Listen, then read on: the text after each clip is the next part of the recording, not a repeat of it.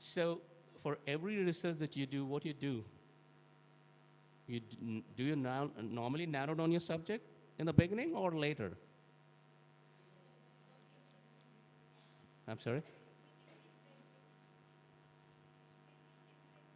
Yeah, but do you narrow down in your subject in the beginning or in the end of your research?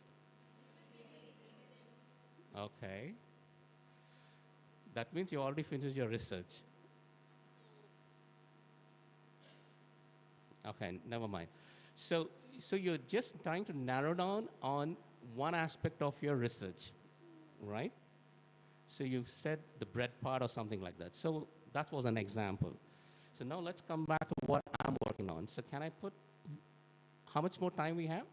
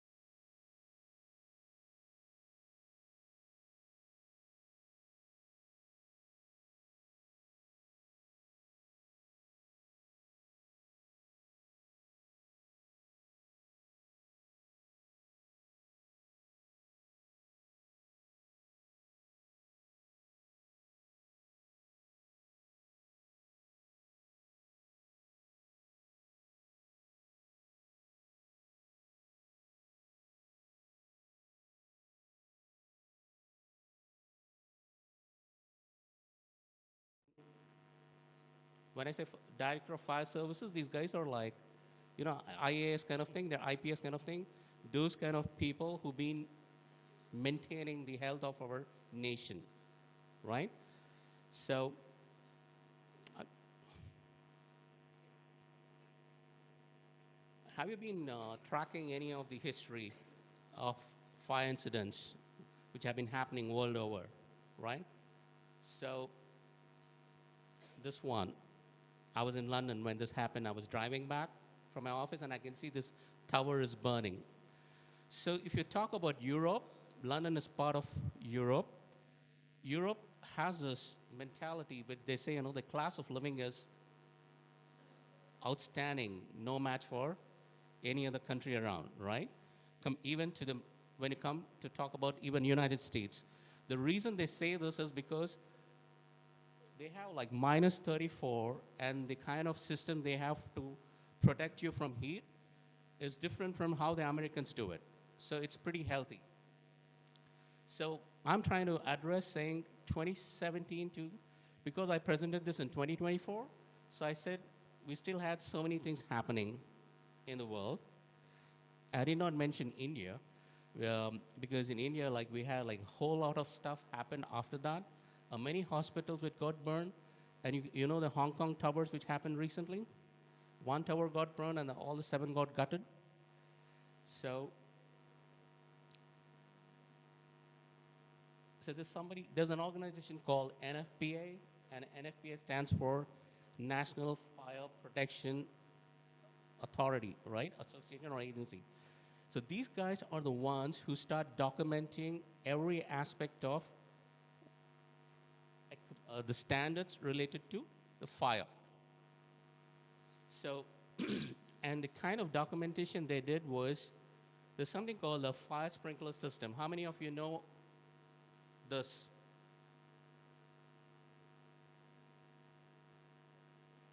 You don't have a fire sprinkler system? Yeah, so typically every building, when it's like going above certain height, 30 meters plus, this is mandatory. And why this is mandatory? Because it's difficult for a fire truck to reach there, and even before they come, they should automatically kind of extinguish. And so this is like 150 years old, which means it was really good. They wrote the spec. And why did they write the spec? Because London had a lot of fires during that time. Even the World War II and all that stuff, many cities had that. Then they came up with fire extinguishers. So do we have fire extinguisher here? No, I don't see one. Outside. So it should be okay. So this one is basically something like when you're hungry, you just want to take a small. This can just put small fires to you, and then these are like manual pull stations. Basically, when there's a fire, you just want to pull up and inform the authorities, right? So the point I'm trying to make is, these are all still 50 years old. Oh yeah, I could have been. Okay.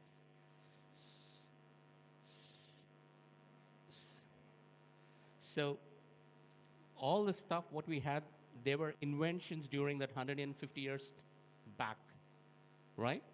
And those inventions happen to be put into use into the world even today, and they're all come under a category called reactive systems, right? They happen to be called reactive system because the sprinkler can only get activated after something is burning, right?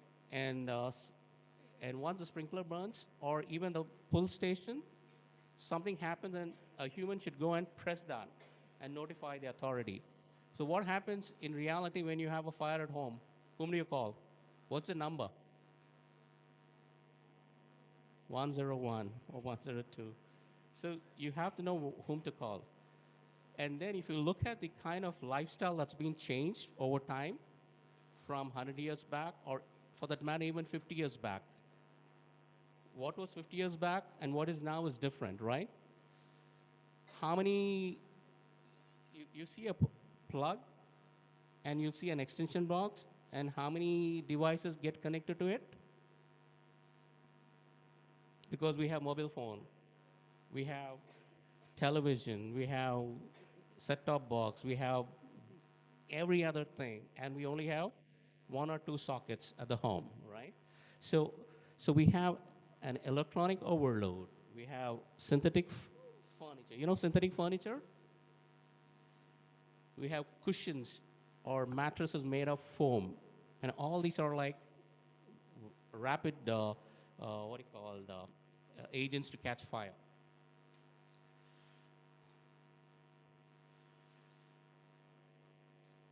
So, if you want to move away from the legacy reactor system to proactive, so this is how we have to go about doing this. So, because the purpose was to address multiple industry types, so I tried to put up something like a robot, and these guys are basically capturing data. If you see these two robots, where are they sitting? They're chilling on the beach. That means these are typically addressing ocean disaster management, right? But if you have to use the same for a residential or a commercial property, they may not look like these, but they will look like physical devices like this. So the flow is basically when you do a proactive, you do a real-time data collection. You have real-time detection devices, and then you do a data collection, and then you do a automated alert and autonomous. To do this, what happens? We have to integrate AI.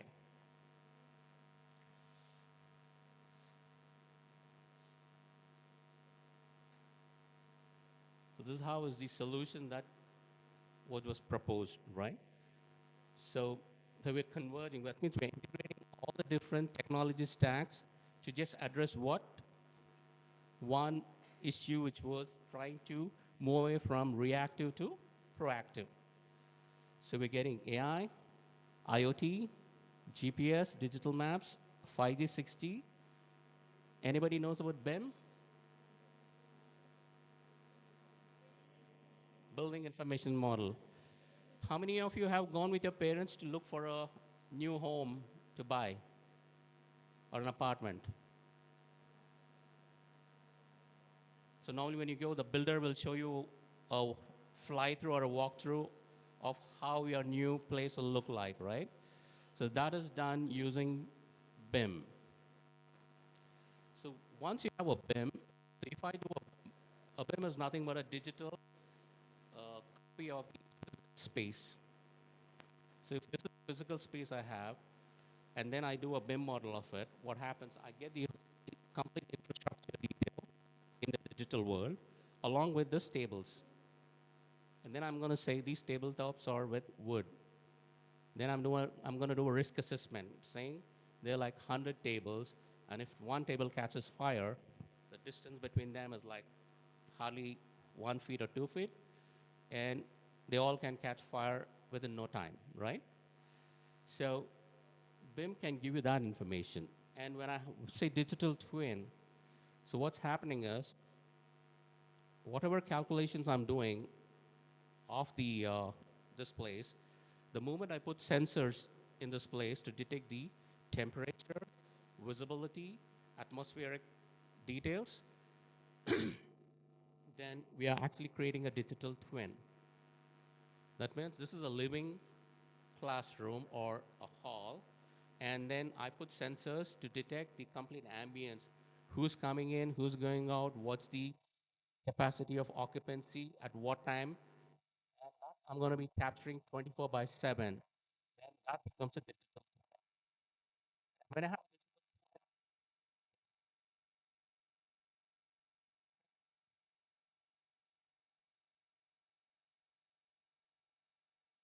anybody heard this?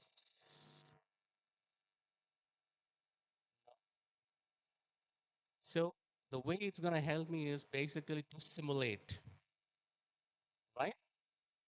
So because I have this digital space, then I have the sensors, what happens is suddenly Surek Amam will say we have to put in more people into this space. But will the AC support, right? So because they have a delegation coming in from across the world, they'll say we want to squeeze in another 1,000 people. So if you want to squeeze in another 1,000 people, then what happens? You have to take into the digital twin will say the room temperature should be typically maintained at 23, right? Which is breathable for us. And with this kind of capacity, with this, somebody has done this math to put an air conditioner and the fans so that with so many, how many people are we here now today? Maybe, or maybe on 50, no. Okay. So then we are trying to squeeze in 1,000. Then what happens? Your digital twin will tell you we have to change the air conditioner because this one dies the moment the 80th, uh, we are talking about this one dies after 400 people enter into this space. So you are able to simulate this scenario. Now consider the same thing for digital twin where I'm trying to do it for a 100 story building, right? I'm saying the 50th story building, they left the water tap open and somehow that is coming into the stairs and there's no way out. What happens? It'll kind of come down, right? And fill up stuff. So these kind of simulations is what you do. And when you do that, you're able to understand how to control your specific asset. So you do the same for the crash test for the car. Anybody who knows AutoCAD? Okay. So because you have digital twins, now you simulate an scenario, right? Saying you put fire on the far end, and then what happens? Your IoT device is supposed to detect that fire and trigger an event. And that one should send the GPS coordinate, right? And the moment you get the GPS coordinate, it should go get hooked to the BIM and pull up that specific space.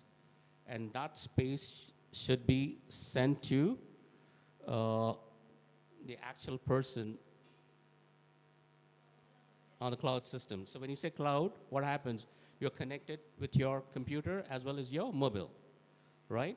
So somebody was on a chat, he gets a notification saying, hey, there's a simulation happening and they put a fire in this room and I got a notification. Now what happens? The detection piece worked. Now you have to send in your protection piece.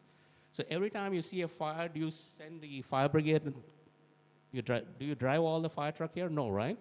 You need to do a confirmation, reconcile. So what do you do here?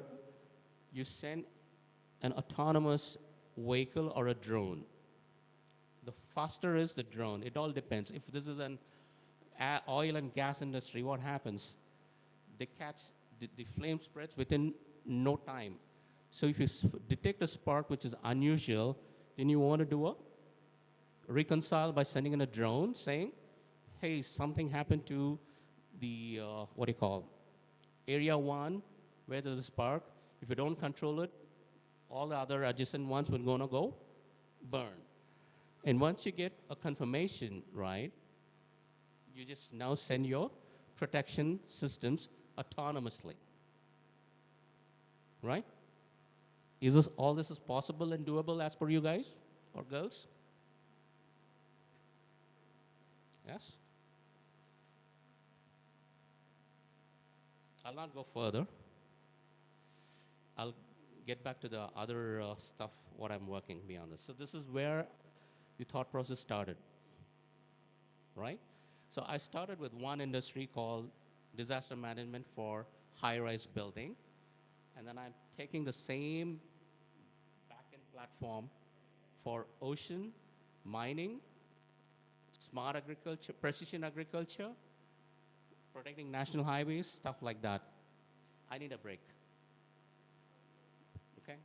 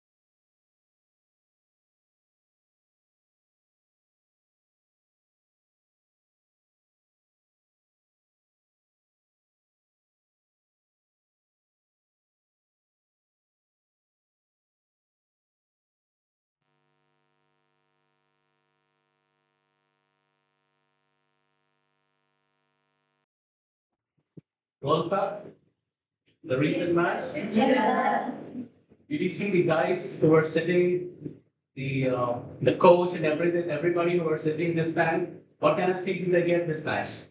They got cushion seats, right? With the sponsors logo behind. Correct?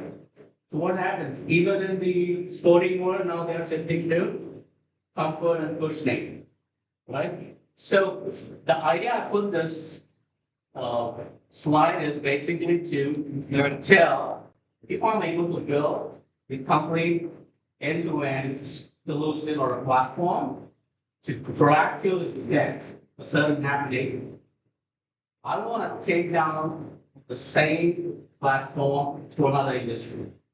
This is the disaster management, right? I want to move it.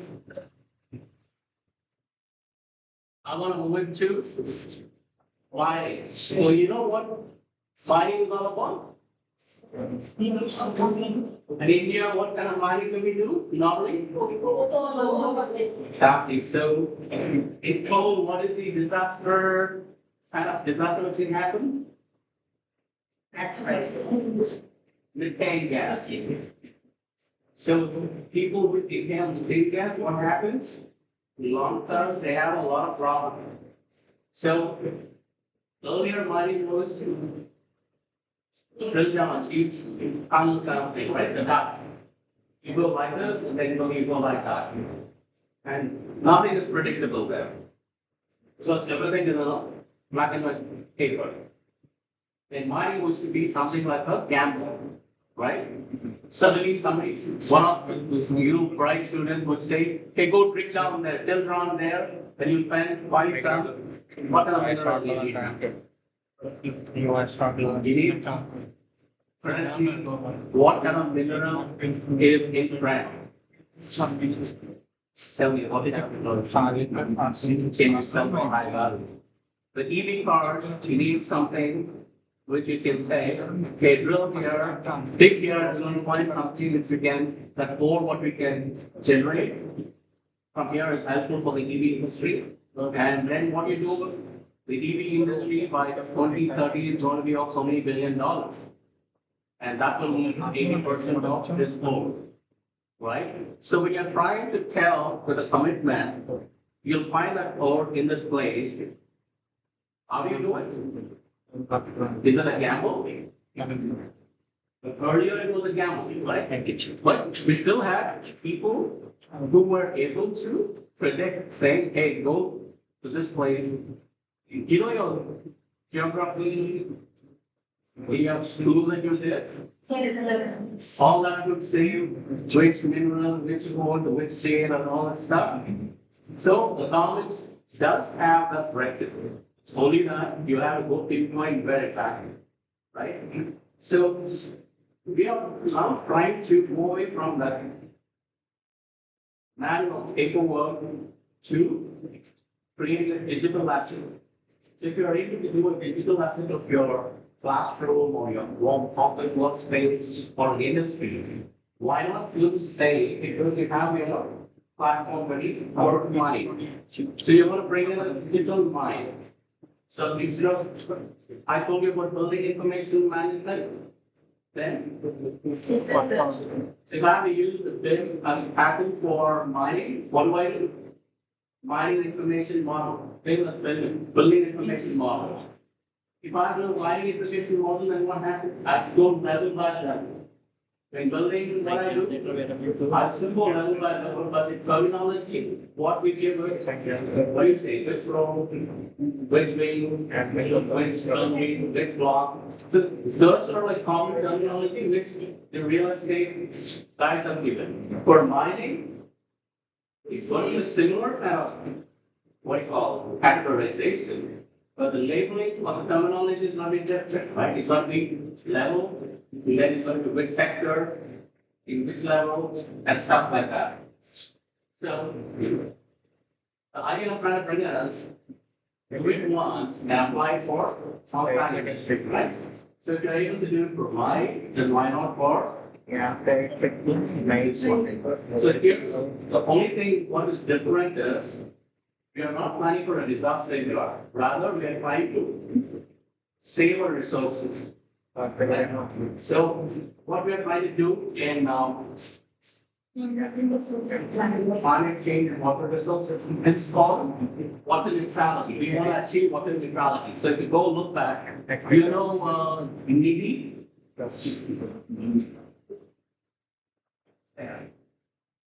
So, our government officials go present paper at different international conferences, right?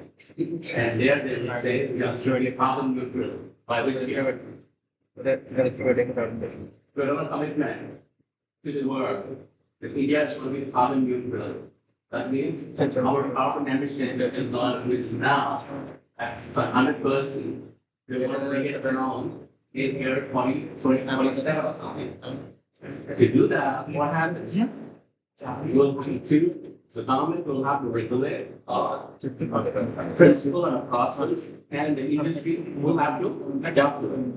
So which industries are going to be affected? You'll also know, right? One is your car or your vehicle. So similarly, when you say what in neutral, what happens? Suddenly, like there's a bust of industries in Hyderabad, right? Hyderabad now has like 100 crores sanction given by the Hyderabad Municipal Authority. 100 crores, 45,000 SFT, how many people? So if you're into giving a solution for that, then you will do your math saying that, hey, in a day in, day out, so many people are going to come down and consume drinking water if it's a commercial building. If it's a residential building, what happens? That thing doubles, right? If I take 4 bottles of water, drink in an office, if I stay in the same office, how many buckets of water should I use? Because I need to have a bath, I need to get my clothes washed, I need to do all my crazy stuff, right? So everything increases. The moment I lay my head to sleep, my water consumption doubles up. So when I'm doubling up that, what happens is, as an individual who's taking water, now, what happens over the next 100 years when the new ones come in to Hyderabad? There's no water because me and my teammates, we just finished all the water we had.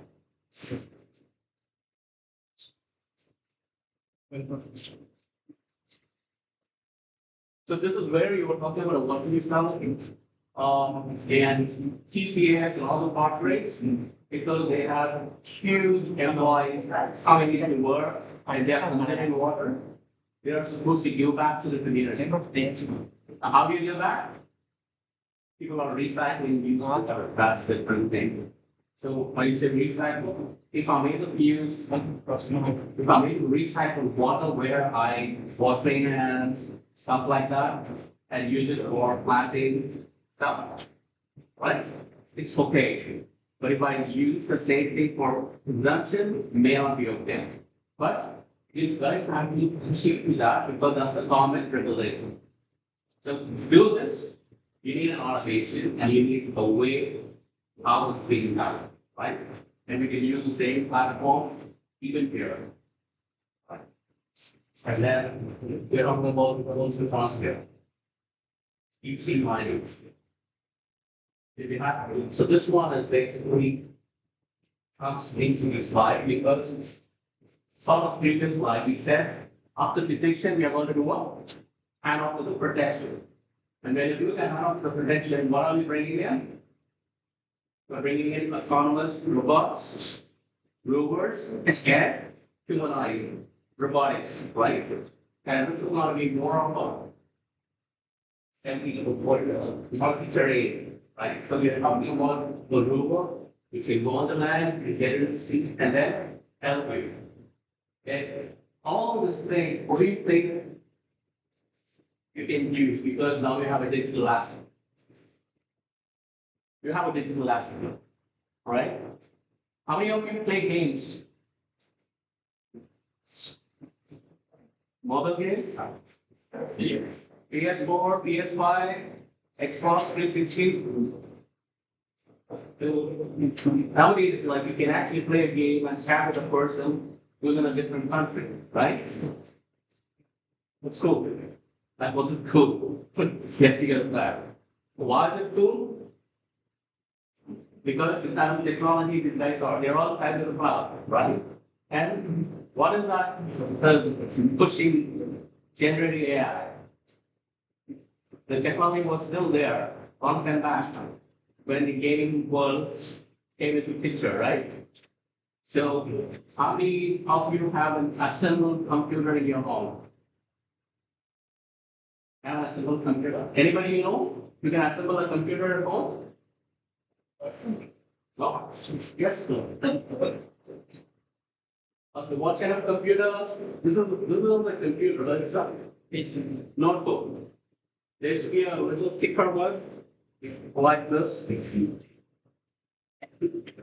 earlier, which is we call a laptop because it's heavy and you have to have it put it on the lap.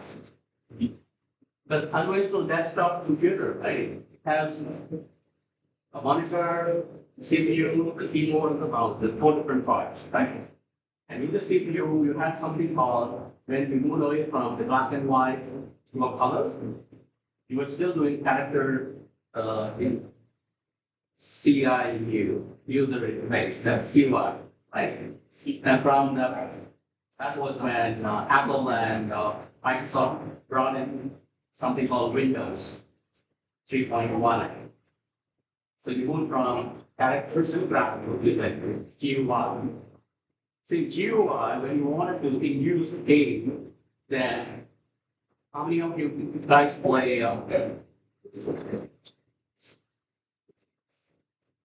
probably the thing what people look for, frames per second. So if you play a game, I think most of you would look for your system is not able to support so many frames per second, will not the game render properly, right? So when to do overcome that, there's something called for the gaming laptops, you have a part called GPU, right? So the difference was you had a CPU doing all your central processing, but then because you wanted to upload, use the same upload, use the same computer for gaming, and because you wanted your graphical rendering to be faster, they brought in something called a GPU card, right? So the GPU will now help you render faster graphic. So, but what happens when you want to process something much faster than the human timeline? So what is the maximum that we record when people are playing games or when you shoot a rocket up? Hours, minutes, seconds, microseconds, and then maybe nano. Okay, so what is beyond nano, right? So if you have to go beyond that, then that means your millions of instructions per that second. So when I say MIPS, what is MIPS? Billions of instructions. What is how many? Let me say a million. How many zeros in it?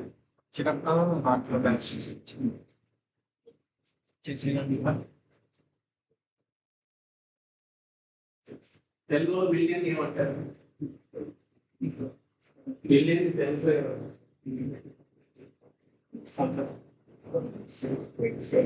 10 crores అంటారా 1 million అది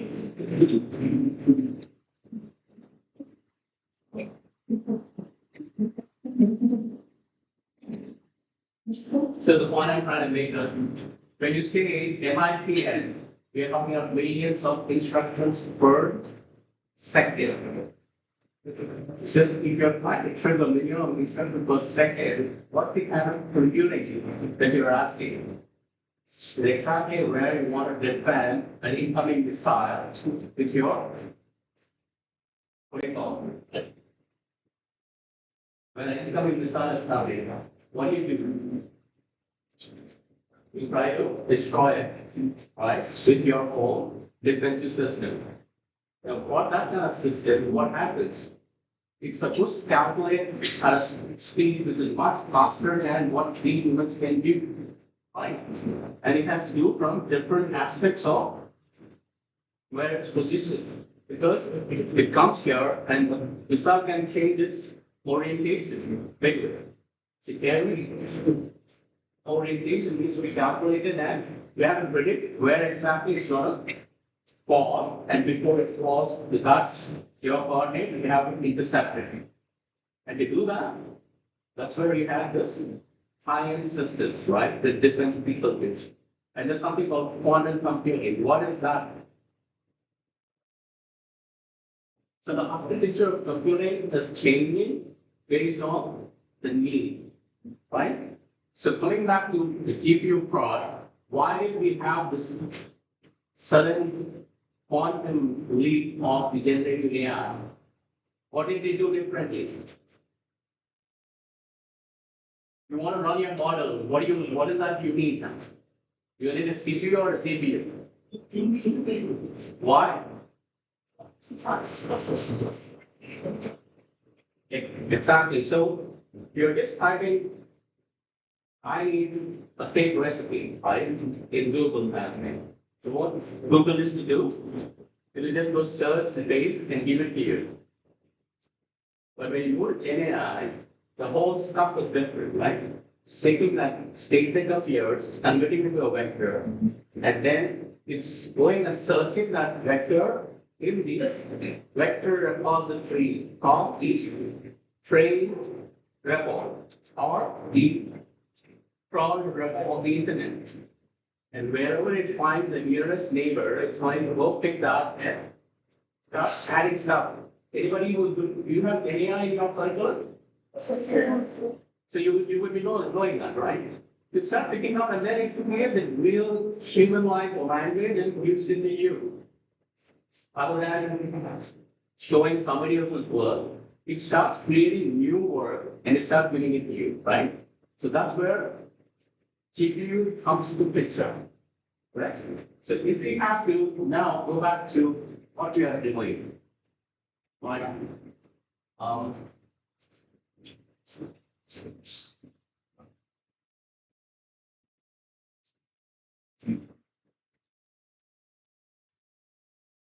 where do you think you're going to need the GPU here?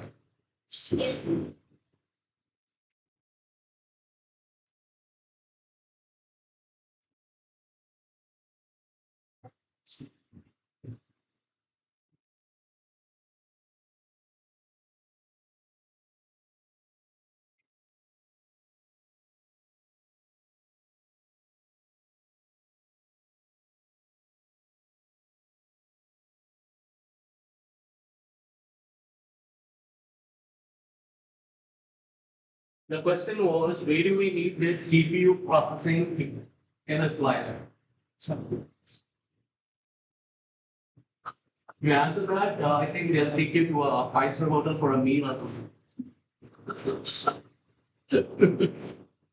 Where is it?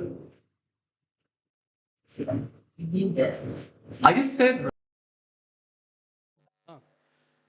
So, guys, you're not really thinking proactive. I just walked you to your home and I blindfolded you and I said, turn right.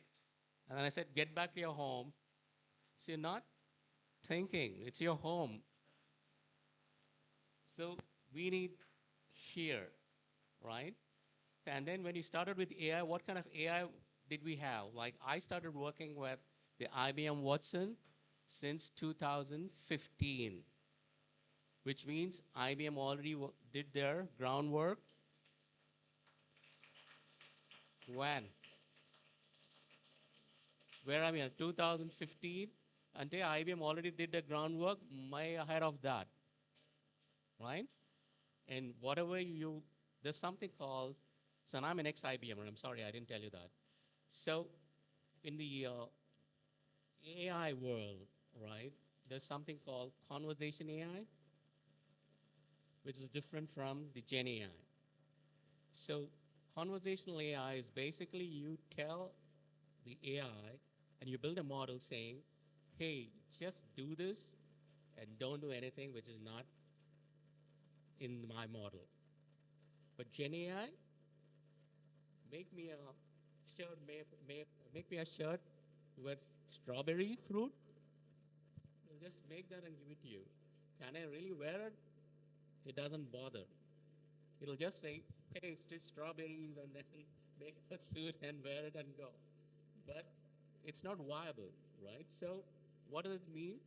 It's good because it's giving you ways to think differently, but it's hallucinating. So, when you say hallucinating, what does it mean? People normally tell, right? Hey, don't dream of all this stuff, kind of thing.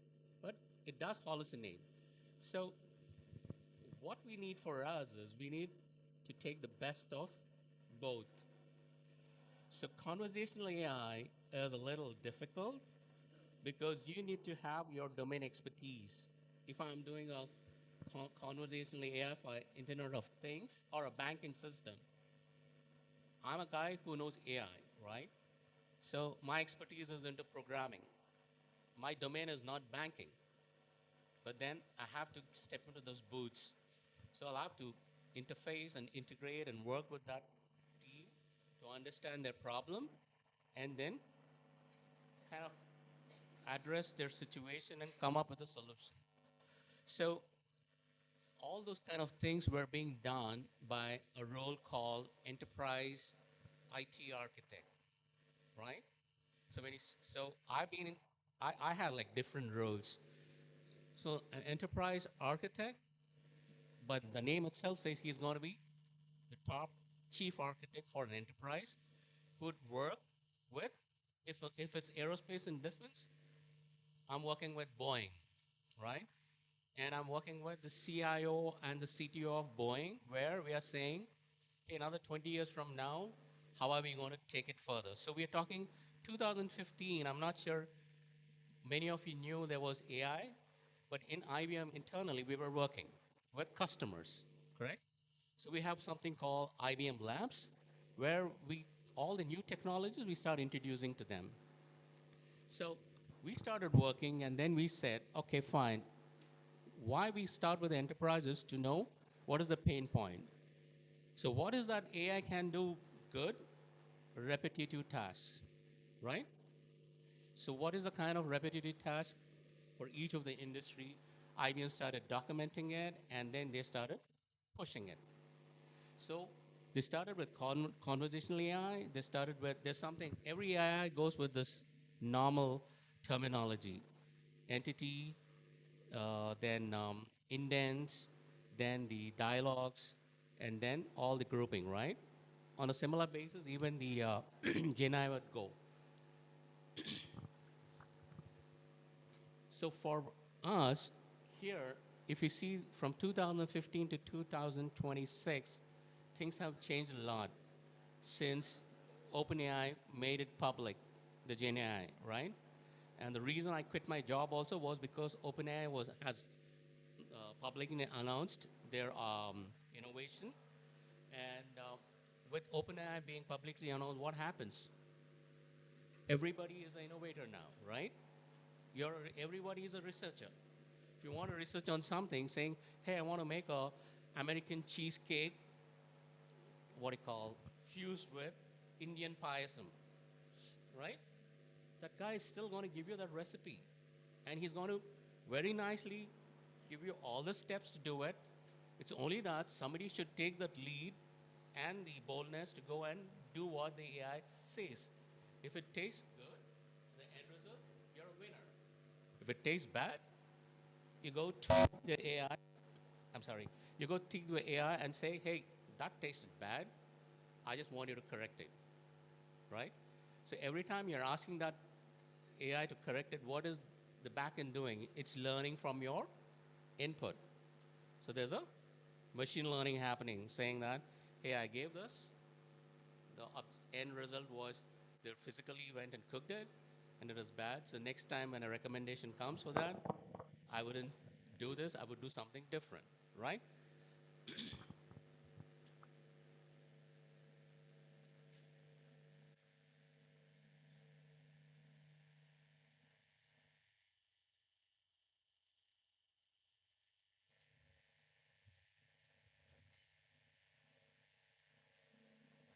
How many of you are aware of this Internet of Things?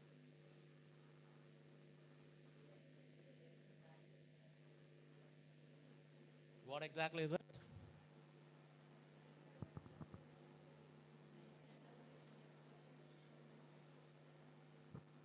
Need a mic to answer that? Guys, IIoT. IoT and IIoT. IoT is Internet of Things. IIoT is Industrial Internet of Things, specifically for industry. And how big is this going to be? The device?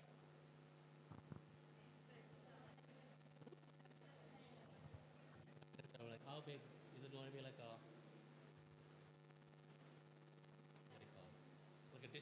dish on what we have on our home, or is it going to be like a mobile device?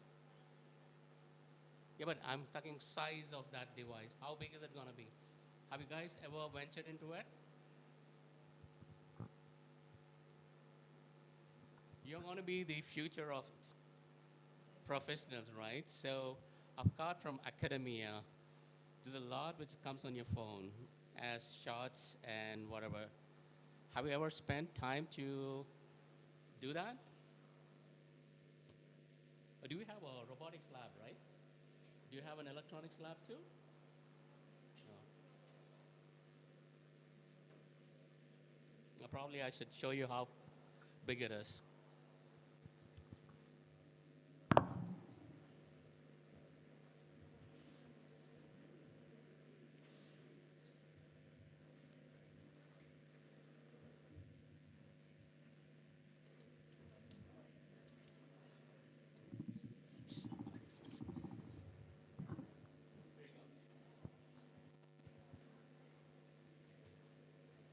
So this is like being offered by different companies, right? So this is basically code on the chip. So you're writing a lot of software, right? Python code or C++. So we call this code on the chip. And this one is exactly doing the same thing as this guy. So this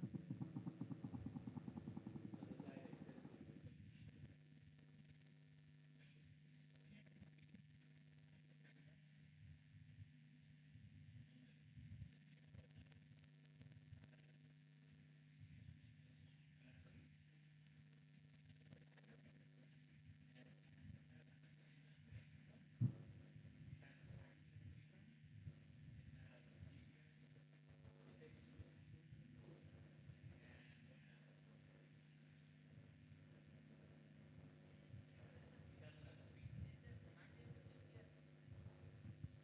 So they have to come and tell me if you're not able to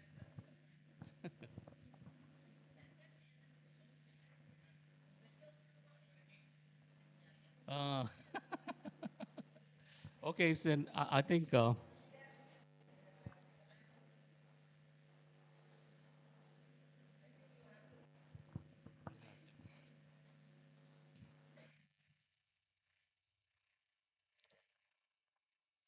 I'll be here in the center. Is it okay?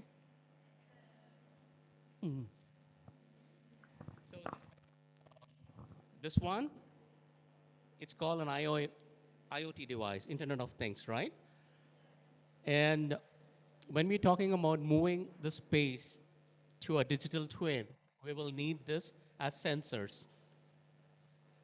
So how many of this you would need this will depend upon what is the kind of. You guys know when you buy a telephone, what is that you look for? Camera?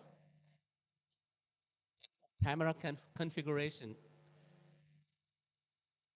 1 megapixel, 2 megapixel. What is that you look? The bigger megapixel, the even those have been evolved over time, right? So when the first mobile phone started, they started with 4 megapixel. And then now if you see what is the kind of megapixel that we have? 40 plus, 60, and the 64. So what happens with every megapixel? That means the depth of capturing is to perfection. So when you say the depth of capturing is to perfection, that means when you capture something with micro millimeters detail, you also need to have the back-end processing capacity, right? So, which means on a mobile device, if you had like 1.2 gigahertz of processing capacity, now you're having more than 2.4. And as the processing speed increases, so your camera capture of megapixel depth will be also be increasing. So why it's important when you talk about the megapixel is, if you have to get an assessment of how many devices you need for this, like if you see Japan, right? Japan does have a device, a camera for detecting tsunamis. And Japan is an island, right? So they can't have multiple cameras. But so when you have to detect tsunami, like for India, what would you say? We said we would put buoys, right? So what Japan did was they had a camera just to do 100x zoom, right? So when you're doing a 100x zoom, that means what happens? So there's a view, a field of view for a camera, right? If I put this, the field of view for this would be just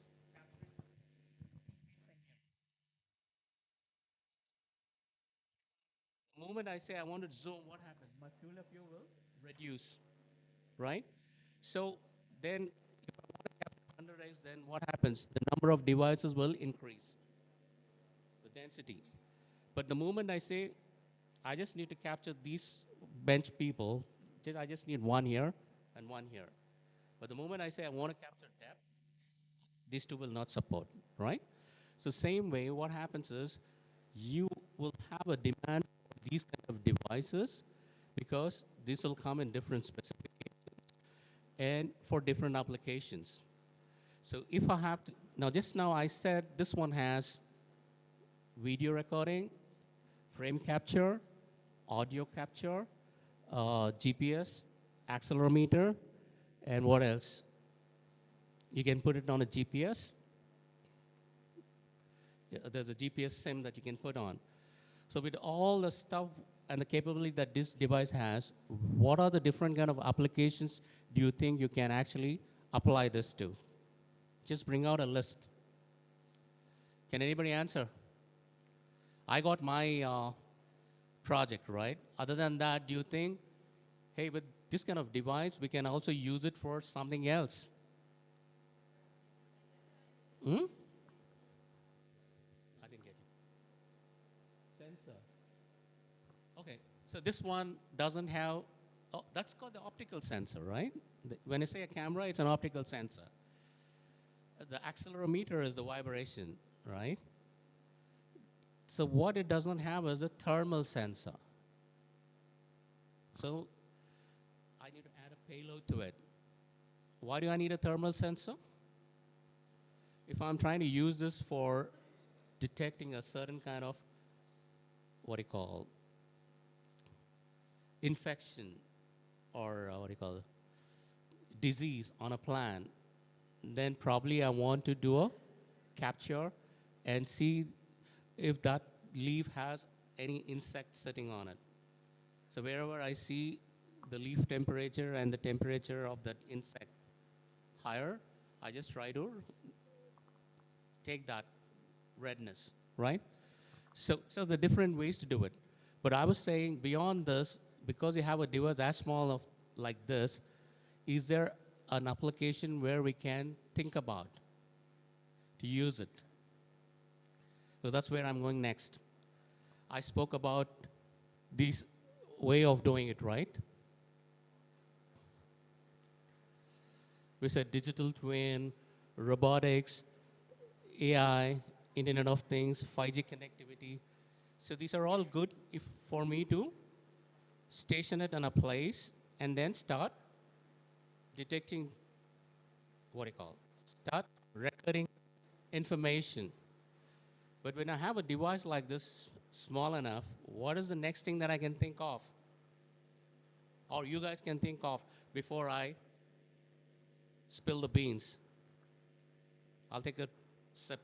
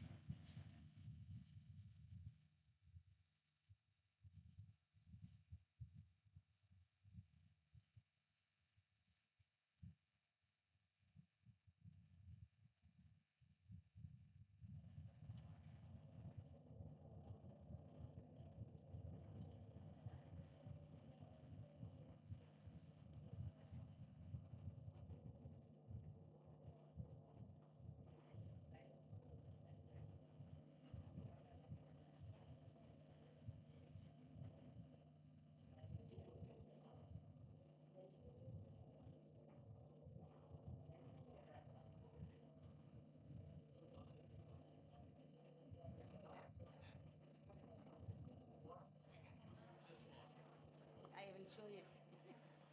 అమ్మ చూడండి, ఇది దేనికి పనికి వస్తుంది చూడండి. మనసులో పెట్టుకోండి, అడుగుతాను. ఆ? అదే మనసులో పెట్టుకో.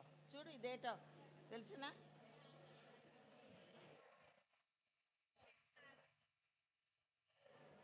Do you know what is this? ఏంటి? నువ్వు మనసులో పెట్టుకో, అడుగుతాడు.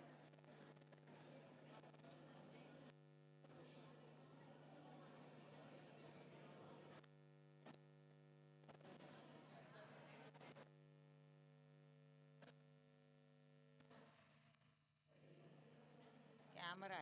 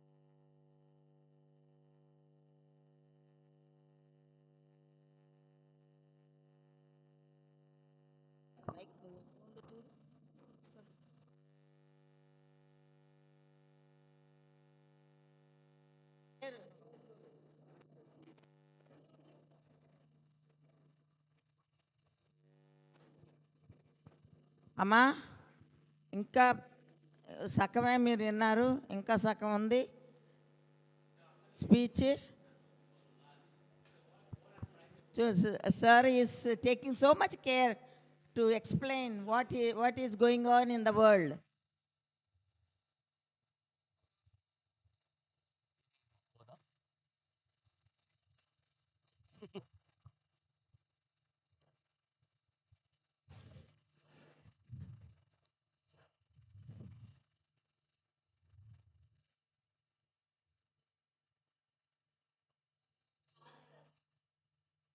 So they'll answer me.